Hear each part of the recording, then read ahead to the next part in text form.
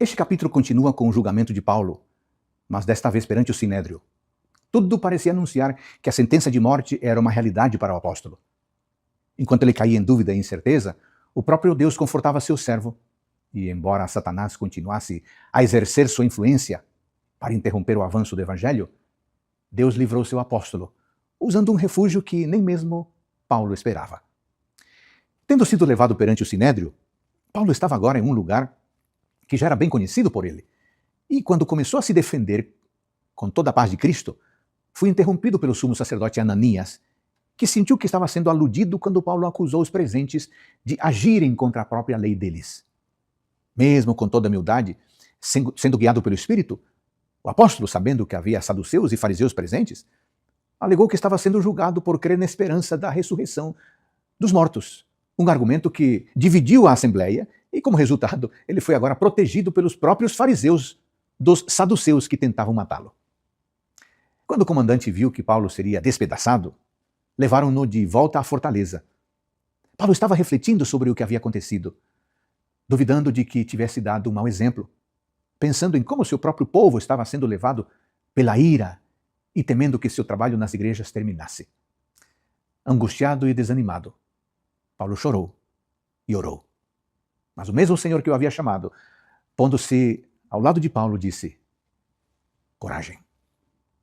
O Senhor conhecia o desejo sincero que Paulo tinha em seu coração de pregar em Roma, e nessa aparição disse a Paulo que ele também testemunharia em Roma.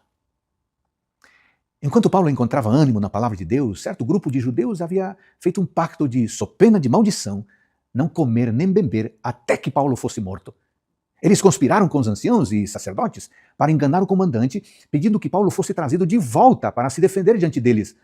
Mas no caminho, esses homens estariam prontos para matá-lo. No entanto, Deus já tinha um plano para salvá-lo. Um jovem, filho da irmã de Paulo, tinha ouvido esses homens conversando, e depois de contar a Paulo, o apóstolo pediu que ele contasse a Cláudio Lísias, o comandante, que contra todas as probabilidades ouviu e acreditou no que o jovem disse.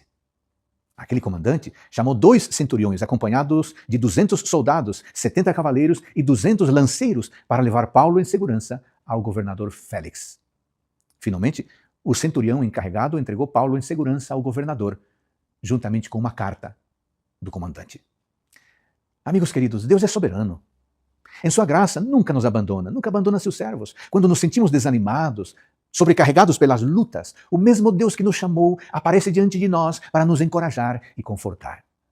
Ele até fornece inesperadas situações para nos abrigar na tempestade. Em todos os momentos, podemos encontrar segurança e esperança nele e em sua palavra. Amém. Esses dias, um amigo meu foi chamado pelo chefe de sua empresa para uma reunião.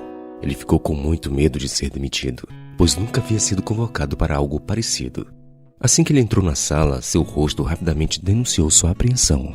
Percebendo o cenário, o chefe logo lhe falou: eu não lhe chamei aqui para demissão. Eu quero que você saiba que nós temos planos para você. Aquela frase acalmou seu coração, pois foi muito bom saber que ele ainda estava na agenda do seu chefe. Sabe, no capítulo 23 do livro de Atos, encontramos Paulo na agenda de Deus. Esta seção relata um dos dias mais difíceis da vida do apóstolo. Paulo havia sido convocado pelo Sinédrio para defender-se diante dos 71 membros do Supremo Tribunal dos Judeus das acusações que recebera. O clima era extremamente hostil, pois o sumo sacerdote Ananias mandou esbofeteá-lo logo que o apóstolo começou a apresentar sua defesa. Percebendo que havia uma propensão para sua condenação, o apóstolo agiu com sabedoria, e se aproveitando do fato de que havia uma disputa teológica sobre o tema da ressurreição entre os 2 grupos que compõem o Sinédrio, os fariseus e saduceus. Essas palavras geraram uma grande discussão no meio do debate. A vida de Paulo começou a correr risco, a ponto de os soldados entrarem na disputa para salvá-lo.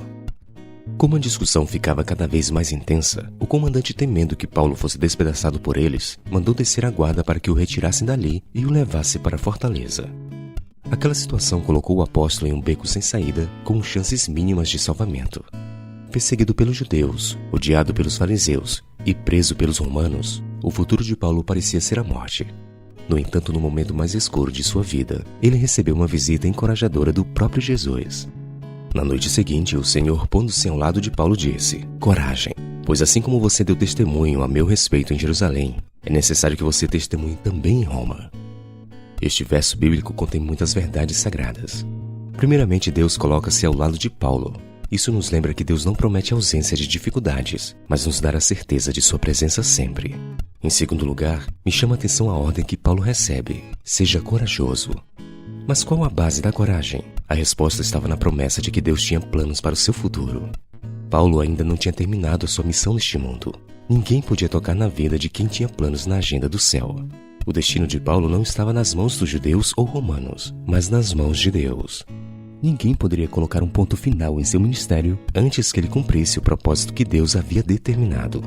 E sabe, a Bíblia nos mostra que se sua vida estiver nas mãos de Deus, Ele te coloca na agenda celestial e nada e nem ninguém pode alterar a agenda divina. Sim, ninguém pode colocar um ponto final na história que está sendo escrita pelas mãos de Deus.